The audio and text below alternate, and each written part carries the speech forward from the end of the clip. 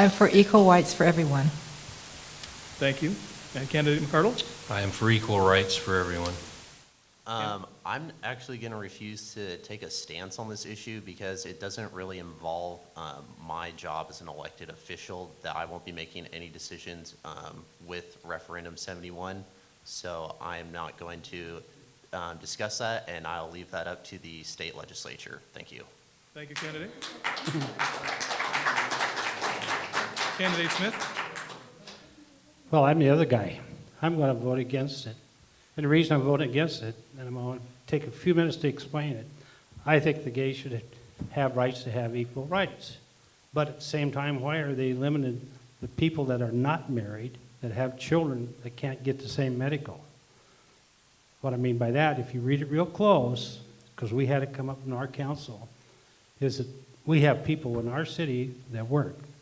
They have lived with their partners for 5 years, heterosexuals, they have children. The wife can't get insurance, but the kids can. Why not? Now, when they give us everybody an equal right across the board, I'm for it. So those people need rights too. And the same thing happens when, if I was at my age, found somebody who was 17 right now and married her, I would get it. But now, not that I got that wrong. At my age, and she's 17. But go out there and we didn't get married. The fact that I'm over 60, she would get it. But if I was under 50, she wouldn't get it. So you guys got to read that real close. It's real touchy.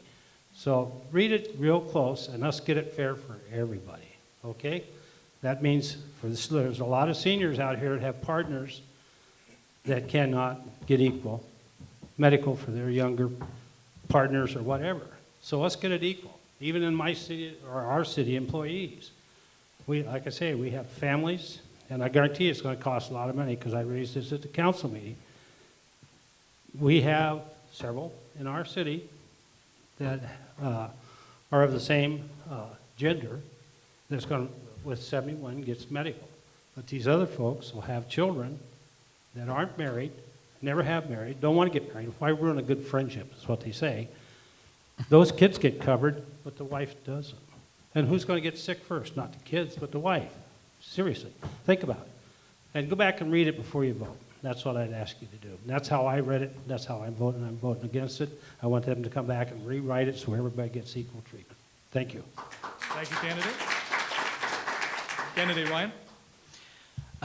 I do agree that this is not specifically a city issue. But I will say that I believe that everybody needs an equal voice and needs to be heard. And we need to bring up more discussion in our community about equal voice. How is that to be heard? How are we going to distribute medical with it? Are you willing to increase your taxes to do so in order to cover all those people?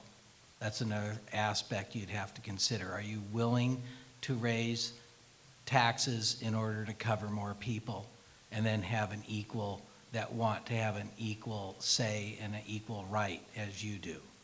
So these are good questions. We need to have groups to get together and talk about it. I don't, but it's on the ballot and I believe you'll vote. It's great that people have a say in it and a right to vote for it or against it. Thank you, candidate. Candidate Nygaard? I actually am undecided at this time, but I'm going to go back and read it again. So, and Judy Smith, if you want to talk to me after about the 17-year-old thing, he was, you know, you've got my number, so thanks.